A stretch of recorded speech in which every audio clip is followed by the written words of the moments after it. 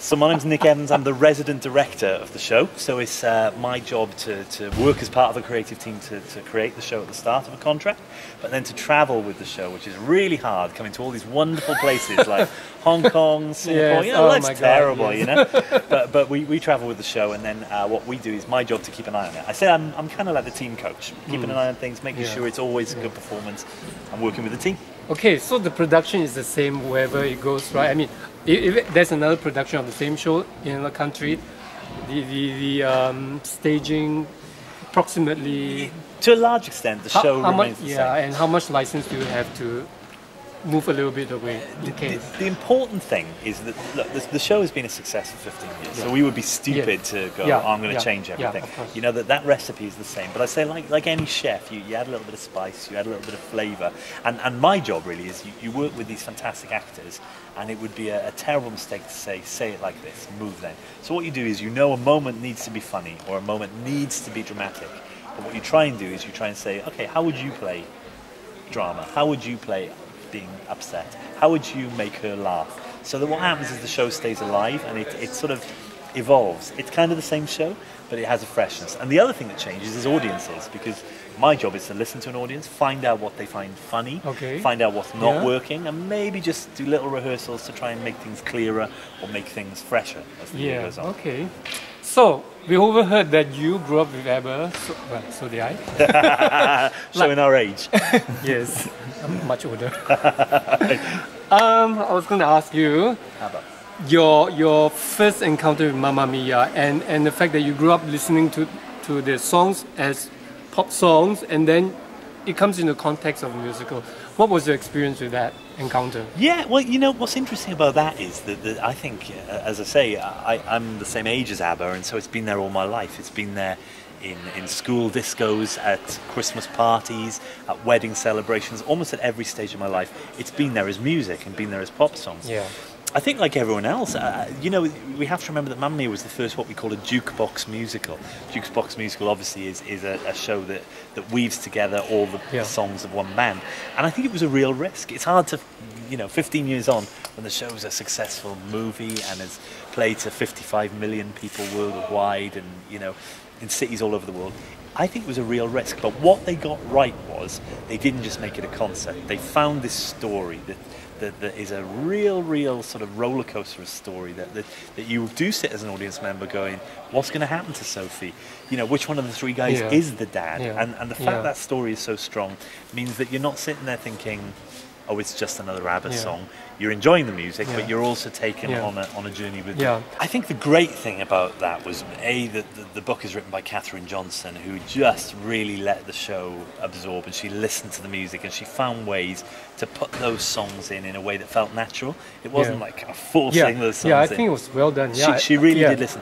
And of course, that Benny and Bjorn from ABBA were part of the process. They are producers of the show. They remained involved. So there was a kind of a fluidity. There was a movement that came of going, well, I'll tell you a song that would tell the drama is when it takes it all.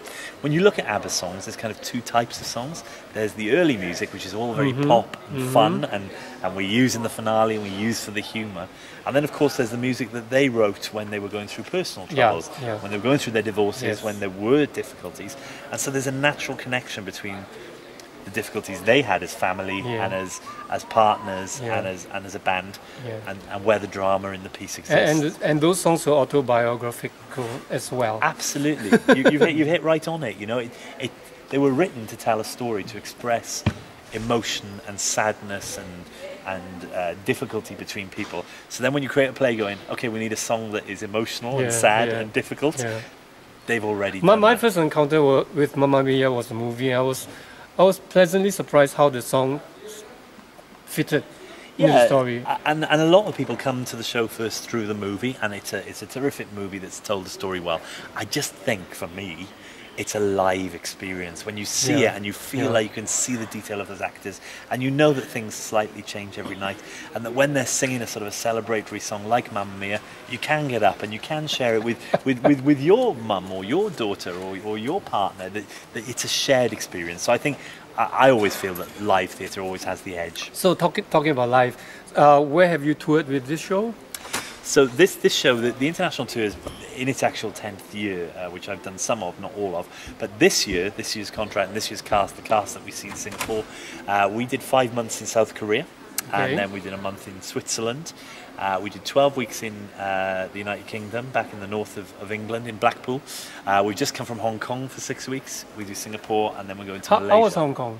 Hong Kong was amazing. Yeah, I think it's absolutely true to say that, you know, I mean, wonderful as Switzerland was, brilliant though it was to play to a British audience, you know, what's exciting for these actors is to go to places that they might not travel otherwise, and not just travel there, live there, work with the local theatre staff, find the restaurants that you like, the cafes that you like.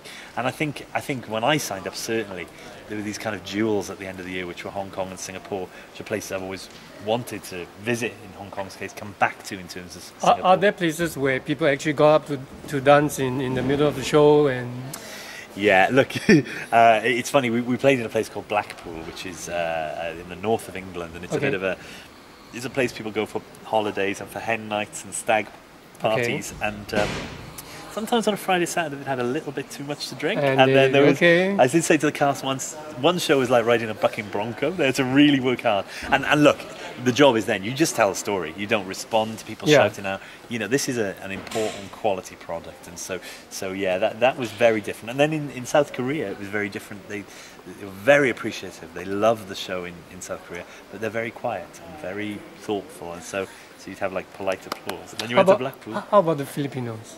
I didn't do the Philippines, but apparently it was people talk very fondly about going to the Philippines, and they had a great experience there. I think 2 years ago or 3 years ago. Yeah, because a lot of touring companies from Philippines, they come here to do shows. Yeah, we haven't on this year's contract, but I know Mamma Mia did play in the Philippines and in Manila and loved it. So it's another place I want to go. Another place on my list.